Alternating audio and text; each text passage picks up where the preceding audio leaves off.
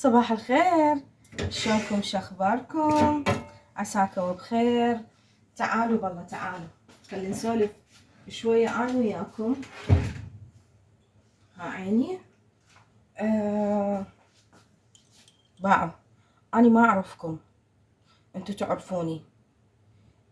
زين، شلون عرفتكم؟ من تعليقاتكم. زين، أنتوا ما تعرفوني، تابعتوني. إيش قد صار لكم وياي؟ تقريبا صار لي 8 سنين باليوتيوب. فالإنسان من يظهر بتصرف شكل، يستمر شوية شوية بيه ها، وبعدين شي يبين بيه بالأخير. هو أخو ما يقدر يمثل على طول الخط، ما يقدر يمثل على طول الخط، لابد وإنه تطلع عيوبه. يعني مثل ما يقولون يمثل. هلأ هاي شنو؟ انقلب التليفون فلا أغيره، أخليكم وياي. زين، أنا تعجبني هاي الشغلات اللي تصير أثناء التصوير، يسموها مشاغبات التصوير. زين، فخلوكم هاي شنو حبيبي؟ ايش دا تسوي بينا؟ مو دا نحكي ويا حبايب قلبنا؟ يا شنو القصة؟ يلا هذا هم.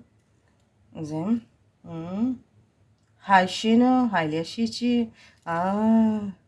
زين، يلا اليوم دا يريد يلعب وياي الجهاز مال التصوير. المهم نرجع وياكم. ايش قد ما واحد يمثل لابد أن ينكشف. ايش قد راح تستمرين بالتمثيل؟ سنة، سنتين، 3 تنكشفين. شوفوا بعض. هذا الحكي كلش مهم. قلت لكم أني ما أعرفكم، بس عندي قاعدة بالحياة: شبيه الشيء منجذب إليه. يعني ماما ألف رحمة ونور عليها ربتني على قيم ومبادئ قديمة، كان ممكن انه تتغير عندي مع اختلاف العادات والتقاليد والاخلاق اللي هسه احنا موجودة. ده نعاني من عندها بصراحة، كلش نعاني من عندها. لكن اللي يزرع وبحصاد حلو حلو. شايفين الفلاح من يحصد نتيجة الزرع اللي يزرعه يفرح، كلش يفرح. المهم تقوم تقولون أنا نتريق ونسولف وياك. يلا هسه اليوم انتو هم شربوا شاي لو تريقوا وسمعوا مني. فيا حبايب البقى والسلامة، مغزى الكلام دا نشوف كوارث بالأخلاق، دا نشوف غلط، دا نشوف تعدي، دا نشوف لسان طويل. فلهذا دا أقولكم شبيه الشيء منجذب إليه. فأني متأكدة كل متابعيني إن شاء الله وبقوة الله ومن خلال لقاءاتي وياهم بالشارع ما شاء الله مثقفين، واعين، خلقة، أخلاق. يعني أتباهى بيكم بصراحة، جدا أتباهى بيكم. فالوقت اللي احنا دا نمر بيه دا تجي قدامنا نماذج دا نباوع عليها تشمئز روحنا من عندها. بالمصري لو بالسوري يقولون مشرشحة. والله كتبولي وين هاي مصريين لو سوريين يقولون مشرشحة.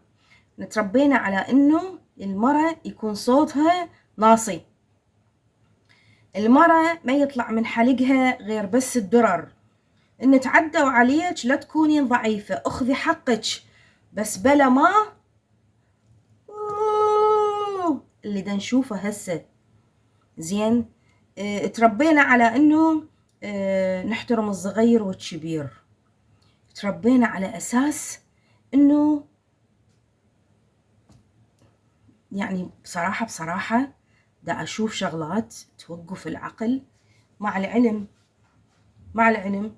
هواية عندنا بنات موجودين يمكن يشوفون هذه النماذج، فيمكن أبالهم المرأة بصوتها العالي، بنترتها، بغلطها على العالم، هي هاي المرأة العراقية. هذه مو المرأة العراقية، هذه البيئة. ولهذا دائما أقول البيئة اللي تربي، أنت البيئة اللي عايش بيها هي اللي تحكمك بعاداتك وتقاليدك. البيئة النظيفة المثقفة تولد ناس مرتبين مثقفين نظيفين. أقولكم أني كني معلقة بالهواء. شنو القصة يا جماعة الخير؟ يا اليوم اكو عداوة بيني وبين هذا الجهاز، ولازم اني احكي اليوم وابرد قلبي بيك يا جهاز. شوف ايش دا يسوي اليوم، شوف ايش دا يسوي بي الجهاز. زين خلاني ارجع لي ورا. اليوم اني لازم احكي عليك يا جهاز. زين لا بربك، لا ترى حيل حيل اوفرت هاليوم، صدق كذب. شبيك؟ اعتقد اني مزحفته. اي دقيقة بالله يا جماعة الخير اعذروني، بس والله أنا يعجبني من أشتغل هيك شغلات تكونون أنتو وياي حتى تشوفون معاناتنا من نصور عيني، وتجينا هيك غلطات نحاول إلى أن نصلحها. تمام يلا هو تمام هذا هو، الله اللي يستر تنقلب. مهم، فالمرأة العراقية مرة دائما رافعة راسها بهيبتها، بكبريائها، بجمالها، بنشاطها، بأدبها، بأخلاقها. حتى لو أحد يتعدى عليها ما تتعدى بنفس الأسلوب، تتعامل وياه بأسلوب بيئتها، لأن مستحيل أنت متربي ببيئة نظيفة تطلع من هذه البيئة وتروح للبيئة الوسخة وتوسخ نفسك بيها، مستحيل. يعني أنا عندي أهم شيء بالحياة سمعتي، سمعة زوجي، سمعة عائلتي، فكل هذا وهذا سمعة ماما ألف رحمة ونور عليها اللي ربتني واللي كسرت ظهرها علي. فما ممكن أخلي توصلها رسالة إلى أنه أكو شي مو زين سوته وفاء، مستحيل من سابع المستحيلات.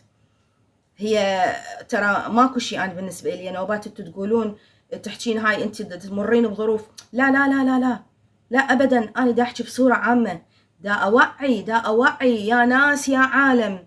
المراهقات بناتكم، انتو بناتي صغار بعدكم، لا تشوفون الشحرورات بأخلاقهم الدنيئة، بتصرفاتهم البيئة، بلسانهم الطويل، بغلطهم على الناس، تتوقعون انه هي هذه المرأة العراقية. هاي شوهت صورة المرأة العراقية. المرأة العراقية لها كرامة، المرأة العراقية لها وزن، المرأة العراقية مثقفة، المرأة العراقية لها وزن بالكلام، تقعد تتناقش وياها، تقعد تحكي وياها، تكون عندها مواضيع ملمة على كل أمور الدنيا، سياسة، اجتماع، دين، اقتصاد، جغرافيا، تاريخ، كل شيء، ثقافة، فن، علوم. ليش؟ لأن هي مثقفة، هي تريد تفتهم، تريد تكون واعية. هذه المرأة العراقية تقود بلد بكاملة. اكو نماذج هسه موجودة، ومع كل الأسف اللي هو هذا الموضوع اللي أنا أريد أحكي بيه وياكم، إلى أنه لا تخلوهم قدوة إلكم وتقولين إيه هي هاي تصرفات المرأة العراقية، يعني لازم أصير مثلها. يا عمي أنتي إذا صرتي مثلها هاي كارثة. أنتي راح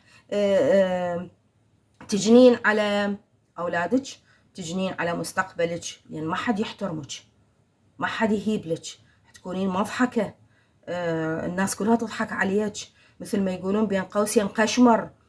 هو احنا نشوفهم ونباوع عليهم قشامر، يعني قشامر فعلا قشامر. فاللي اترجاه من عندكم اللي ما عندها كبير خلي يكتب باليوتيوب صفات امهاتنا القديمات.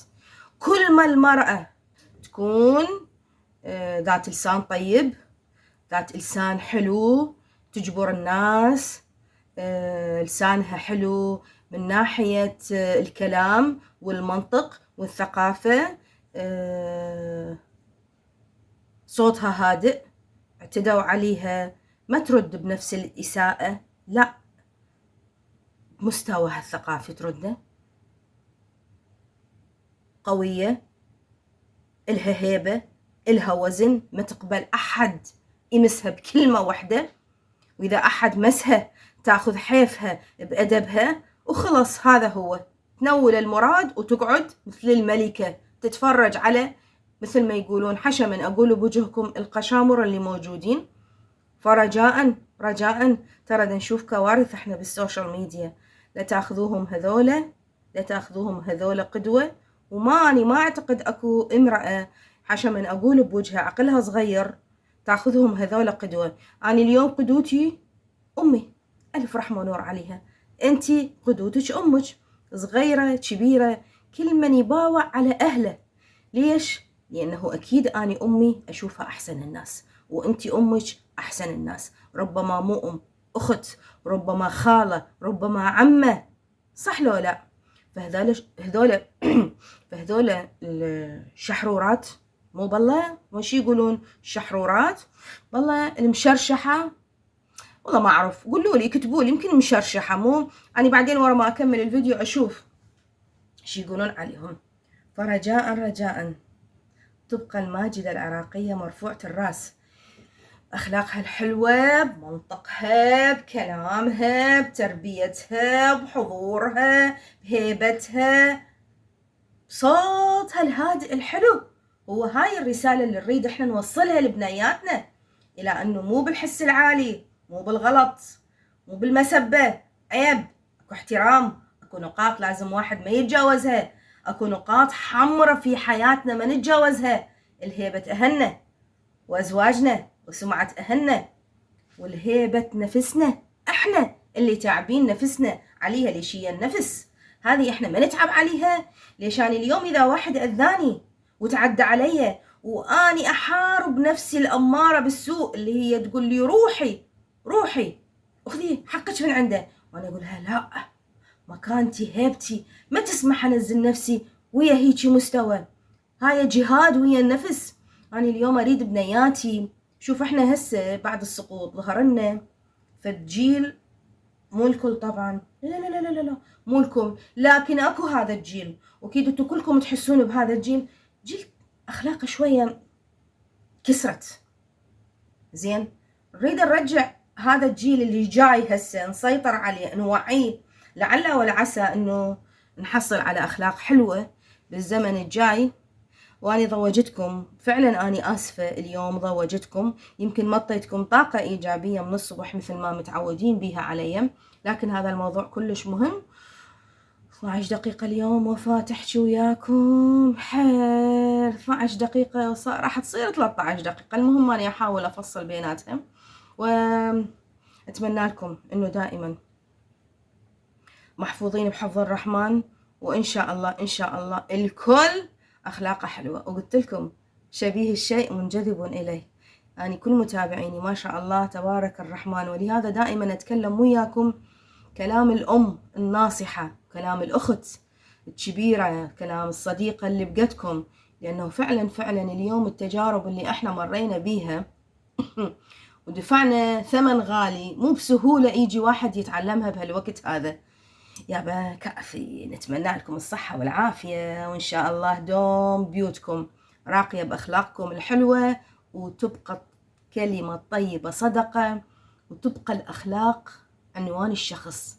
رحنا صعدنا، نهايتنا حفرة متر بمتر، ها عيني يبقى الأثر، يقول لك ها والله فلانة الله شو الأخلاق حلوة. والذيك الشحرورة تموت، يبو خلصنا منها ومن شرها، كانت تلعلع 24 ساعة، الله يكفينا شرها، عيني.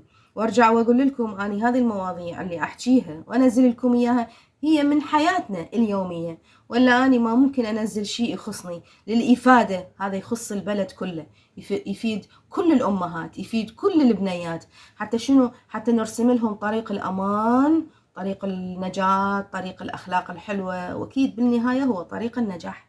يسعد الله أوقاتكم وين ما تكونون. وتعالوا نشوف اليوم إيش راح نطبخ بعد ما أني لحد الآن مدى أسيطر على النوم. ودا تقولون ناخذ حبوب النوم حتى شوية نتعود عليها، كلها خطرة، وطلع تقرير يقول لك هذه كلها الجلاتين تحديدا بيها مخدرات، فاستروا علينا، لا تشربون شاي بالليل حتى تنامون، والله المستعان شو وقت نعدل نوماتنا. يلا تعالوا حبايب.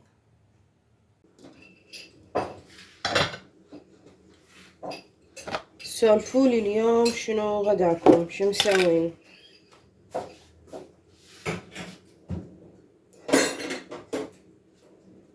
والله أنا يا حبايب البقى والسلامة قعدت متأخرة اليوم، ورجعنا، يعني انتظمنا يومين 3 نوم صحي وراها هم تخربط. هذه مشكلة شو اقول لكم العالم كله اللي صارت ورا كورونا، ماكو ما دا يفيد ابد.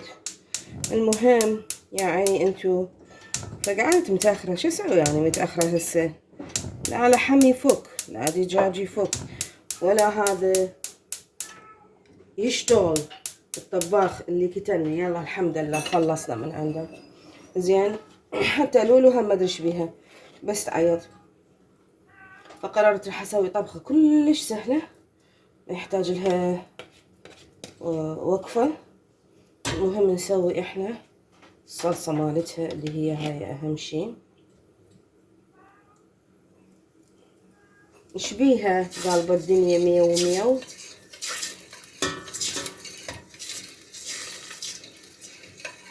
معجون وراح اخلي فليفلة. يا ابي هاي الفليفلة دمار طعمها فتشي. حتى اذا انت الطعم ما يعجبك من تخلي الفليفلة راح يكون الطعم يخبل.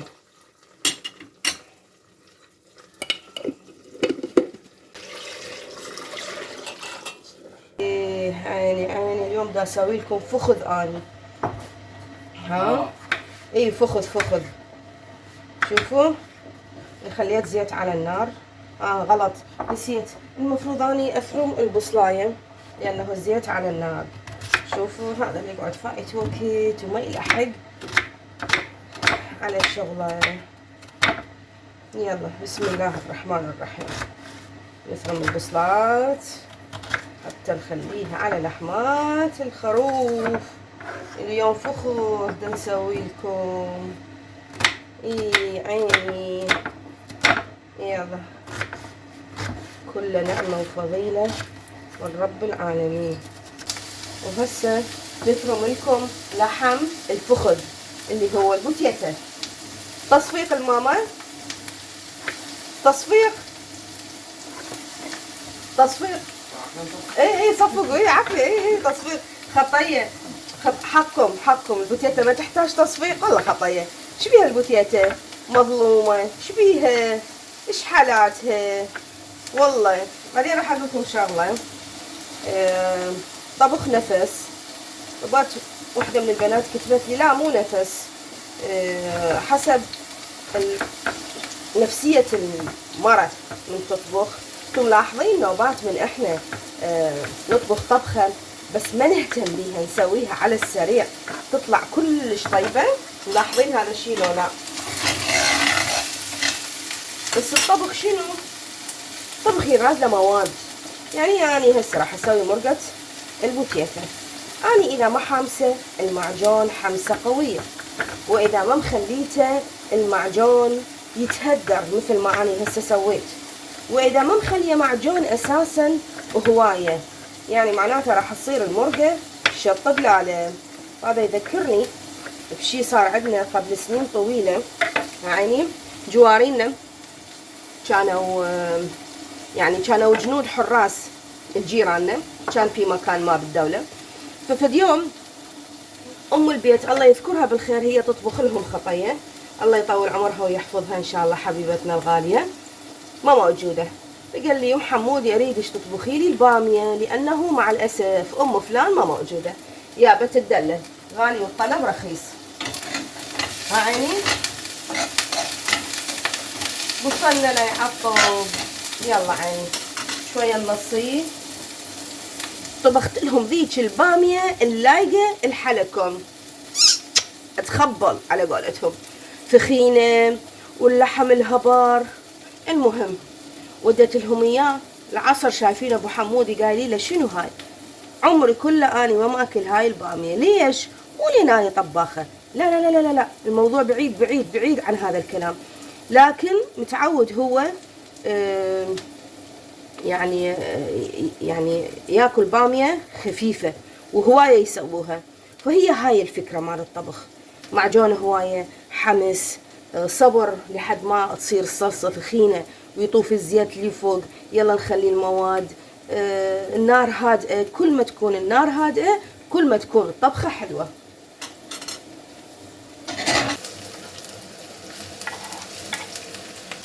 وهاي صلصتنا تفور وتخلص الوقفة مال المعجون ونضيف لها المواد. صلصة هي وتفور راح اضيف لها شوية من البازاليا حتى تفور وياها. الأغنية يا حبيبي من غيرك يوم. احنا نشتغل ظلام شو دربنا. خلينا نكمل الأغنية. شي هو شنو أنا ما أحفظ أغاني كان ونست نفسي هسه بهالظلام هذا. يما شيلي هاي. يلا نعمل زلاطتنا على ظلام البيت وضوء الشموع. الحمد لله والشكر رب العالمين. 20 سنة احنا قصة الكهرباء ما خلصت. أفرد تقرط أصبعي من وراء الظلام.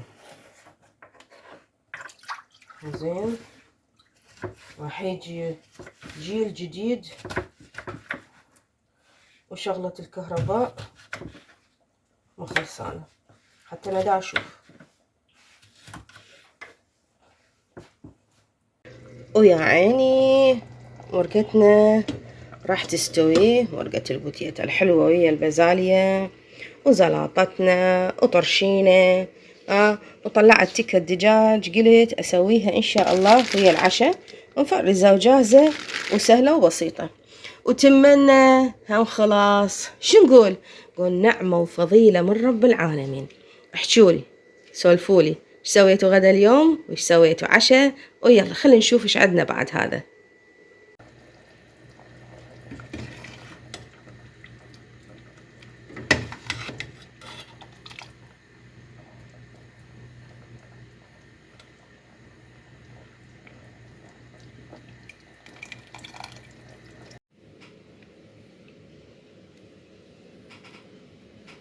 احنا حاليا بدنا نقرا ويا مصطفى. نكتب اسئله وزاريه كتبناها اول يوم. يلا بس كتبناها بهذا صغير. عافيه. لازم يعني كذا خذوات شو تحل. ان شاء الله حبيبي الك ولكل الطلاب. هاي ما اعرف. اختك دداريك ها؟ ارسمها هنا. اختكم الصغيره عيني هاي دا تقابلكم، دا تعطيكم طاقه، ها؟ دا تراقبك شويه. اني عفتك قعدتها ببدالي دا تراقبك بالقرايه. شو شلون قاعده ومقابله الدفتر والقلم يدوي. باعوا الله عليكم. لولو لولايتي ماما. ها ماما شلونه مصطفى دا يقرا يوم؟ انتي دا تراقبي حبيبي. فدوة دا يراقب قلبي. ماكو لا حياة لمن تنادي، ما عندها احاسيس البنية. يعني قلت لكم البنية مكسورة الاحاسيس والمشاعر، مشاعيري مكسورة، ماكو لا حياة لمن تنادي. سيلوني ذاك اليوم قالوا يعني قليلة الحركة ما نشوفها تلعب وياك. هذه حبايبي